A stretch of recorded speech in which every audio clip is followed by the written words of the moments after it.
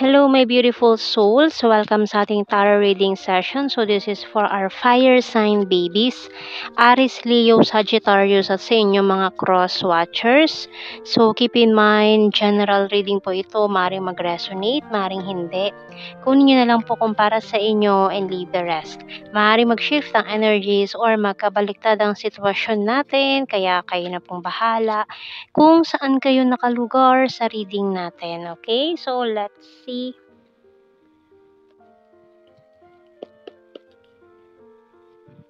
Wow!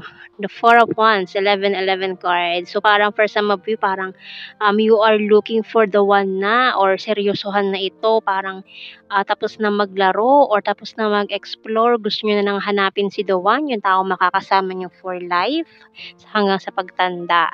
So, parang planning to settle down. So, we have here water signs, Queen of Cups, Gemini, bakit Gemini? Cancer, Scorpio, Pisces. Okay? So, we have here the Ten of Cups. So, yun nga, nagpaplano na. May nagpaplano na magpamilya. Ayan. Lumagay sa tahimik or to settle down with someone na maring special. So, we have here the Knight of Swords. So, air sign naman to. Yan, or mga Gemini, Libra, Aquarius people natin dyan. So, we also have here the Page of Wands. The Hermit, Virgo. So, ang tagal mo kasi, parang, ang tagal mong naging single or natenga or parang, ang tagal mong hinanap kung sino ba talaga itong the one na to. So, ngayon parang, na-stress ka na din sa mga tao sa paligid mo na parang nirarasa ka na nila, pinagmamadali ka na nila na tumatanda na daw, 'di ba? So, ayan, maraming mga nangingialam, tumatanda na daw tapos kailangan mo na daw magpakasal or mag-asawa, yung mga gano'n, 'di ba? So, minsan ano na din no? So, we have here the Moon card and this Hangman. Okay. So, kaso parang may nalaman kang secret doon sa gusto mo sanang pakasalan, kaso parang may nalaman kang para kasi nagplano ka na or in the past, may naging karelasyon ka na yun na sana yung pakakasalan mo. Maring Virgo, maring Pisces, itong taong ito. Pero ang nangyari, parang nabulabog or may nagulo, may gulong nangyari or kung ano man ito or nagkaroon ng separation. So, ngayon confused ka. So, sabi mo parang, bakit gano'n? Ready na ako mag-settle down with this person, pero ba't gano'n yung nangyari? So, maaari kasing hindi lang talaga kayo itinadhana or maaari nagkakilala lang kayo to have these lessons in life, no? So, pero may good news So, parang ito na darating, itong talagang para sa'yo na very soon with this Ace of Wands and the good news as well coming in, no? So, maring hindi lang talaga yun yung taong itinadhana sa'yo. Parang Saved by the Bell, ganun. Na bago pa man kayo makasal is nalaman mo na kaya nangyari yon yung mga problems na yon no? Kasi, meant to be na mangyari yon or magkaroon kayo ng separation to parang save you. Parang Saved by the Bell. So, ang hirap naman kasi 'di ba, kung kailan natali ka na sa para kang binitin ng patiwarik with the hangman. So, ang hirap ng gano'n. So, buti na lang bago mangyari 'yon, bago kayo ikasal, so nalaman niyo na lahat ng mga secrets na 'to, mga tinatagong secrets na gano'n pala, oh, 'di ba? So, at least bago kayo itali or maikasal, nalaman niyo na agad. So, we have here, "Uy, I miss you so much." Pero may someone pa din dito na who is missing you. Maaaring isa sa mga past person mo 'to, na pero hindi si recently. Hindi yung muntikan mo ng pakasalan sana or yung pinaplano mong pakasalan sana. So, Tinampan natin 'to. I have fear and anxiety. I'll start to save money. So, maaaring itong taong 'to is nag-i-struggle sa pera nung mga panahong yun. Kaya marahil hindi ka niya pinili or hindi mo siya pinili, mga gano'n, and you complete me. Pero itong taong ito, nararamdaman niya na may something sa inyong dalawa, and I'm strong and independent. So, ngayon itong taong 'to nagpipilit siya na maging strong and independent. Ginagawa niya naman lahat ng best niya and ginagawa ka niyang inspiration. Maaaring itong taong 'to hindi mo siya pinili in the past, 'no? Kaya itong taong pinili mo na pakakasalan mo sana is nagkaroon ng nabulilyaso, nagkaroon ng problem, so nagkahiwalay din kayo. And maaaring itong isang ito na hindi mo pinili ang nakaka-miss sa'yo ngayon. So I have here, honesty is the best policy, and ayun 'no, I want to marry you someday. Uy. May gano'n, and I'm working hard for our future. So, itong taong ito is talagang ginagawa niya yung best niya para maging karapat-dapat siya. Dahil nga ni-reject siya, eh, parang feeling niya kasi ni-reject siya, eh. Maaaring baliktad ang sitwasyon, maaaring ikaw pala or siya or itong taong 'to. Maaaring kasing from the past na talaga itong energy na 'to, pero not the recent person, okay? So, tingnan natin message ng archangel natin dito. So we have here, Remember Who You Are by Archangel Michael. You are a powerful, loving, and creative child of God. You are very loved. So yun ang lagi mong tatandaan. And tingnan natin sa ating signs and symbol cards dito for my fire sign babies. Aries, Leo, and Sagittarius. So, we have here, still, open book. So, ang lakas. Past person talaga to. Na maaaring namimiss mo din siya, naalala mo siya during those times na pinili mo yung isa pero parang wrong move ka doon. Or maaaring siya pala yung pumili ng wrong person at namimiss ka niya. No? So, we have here the show. Ay, naku po. Yan na naman, no?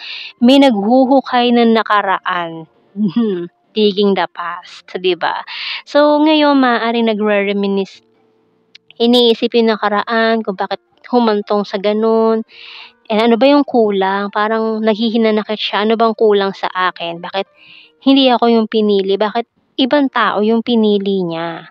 So, we have here the mirror card. So, maaaring mirroring kayo, eh. Maaaring may natakot na this person is like a real copy or tawag doon, parang para ka nakaharap sa salamin, pagkaharap mo 'tong taong 'to, maaaring malaki ang inyong physical similarities or sa ugali din, and may natakot. Parang ang creepy naman, bakit parehas kami ng gusto, parehas kami ng ganito, ganyan, ugali. So, parang naumay siya sa sarili niyang characteristic na nakikita niya sa taong yon. So, we have here the mask. Kaya ang ginawa niya, nagsuot siya ng maskara para hindi mahalata or ayaw niya kasing ipakita yun talagang siya, no? So, yung bottom card natin, crystal ball. So, yun na nga. So, parang may nagpaano din siya, nagtanong siguro siya sa mga fortune tellers, and sabi na, who's the one? So, parang ayun, ibinigay yung characteristics na yung taong yun, and lahat ng characteristic nandun sa taong yun na nireject niya before. Diba? So, tingnan natin. So, parang nireject na to before, eh. May nireject, eh. And ayun na nga, friend and zone pa. Ayan. I want to be more than friends. I left when I saw you with someone. So, umalis na lang pala siya, no? Umalis na lang siya. Kasi nalaman nga niya na may piniling iba. Bahala na kayo kung sino yun, no? Maring ikaw or siya, maring ikaw yung umalis. Umalis ka na lang kasi nalaman mo may pinili na pala siyang iba. Tapos, friend zone ka na lang. Sabi, friends na lang tayo or friends lang tayo, sabi niya. Ayan. Kasi nga may napili na siya, eh. Tapos ngayon, parang dahil hindi nag-workout, ayun, dahil hindi nag-workout, ito yung sinasabi niya, I wish I had treated you better. O, di ba? Boom. Boom ka, boom. And, And we have here, I wonder if you are happy without me. So ngayon, this person is wondering, kamusta kaya siya? Anong ginagawa niya? Masaya kaya siya ngayon? Wala ako, hindi na kami nag-uusap. Mga ganong bagay, di ba? So this person is feeling sad right now. So you came closer than anyone.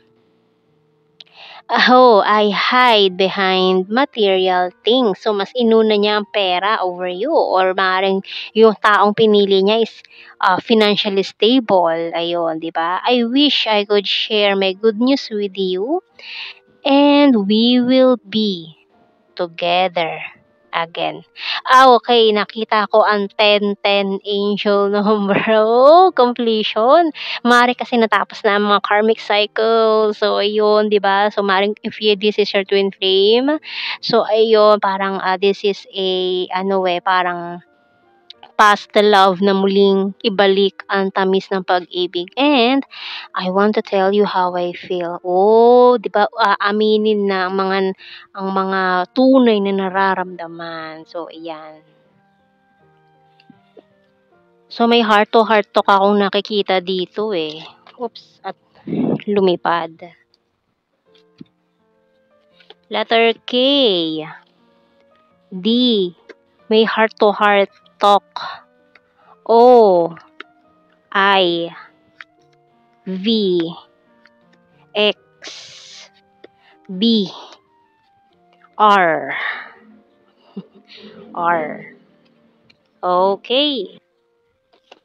Oops, may nahulog pala. So, wait lang. Ayan. So, may nahulog pa palang isang card dito. Letter E. And, tingnan natin sa ating blue card. Oh my goodness. So, yan o. Talaga may aaminin.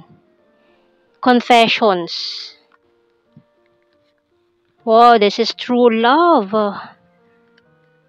And, you are, wow, past life lover. So, tingnan natin. Gemini. Ba't nakita ko? Maring may Gemini na oh my God, fire sign to. Bakit laging sumisingit si Gemini, ha? Sino bang Gemini yon? Tingnan natin general signs and the messages natin. Maaring some of you ay si Gemini ang or may nag-iisip sa inyong Gemini. Wala naman akong anong Gemini. So, hindi yun sa akin. Wala akong anong Gemini. Okay. So, sa inyo yon, no? Tingnan natin. We have here divine masculine. Emotional. Summer. The runner card. Party animal. Si the one. O yan, hinahanap si the one. Present lover, May. Pwedeng May 5. Oy, green-minded. Kind-hearted. Number 8. Animal lover. Oy, perfect smile. Full of charisma. Yan, a friend zone. Friendly. December. And Gemini talaga. Oh, nako. Gemini. Yan mga fire sign natin dyan. Na who's dealing with the Gemini? Talaga. Ang lakas ni Gemini. Long distance. South PH. Popular. Aries. Flower. And last card natin. Libra. Okay, so yun ang ating reading, my beautiful souls, my fire sign babies, Aries, Leo, and Sagittarius. So thank you for watching, take care, and God bless. See you in our next reading, guys. Bye-bye.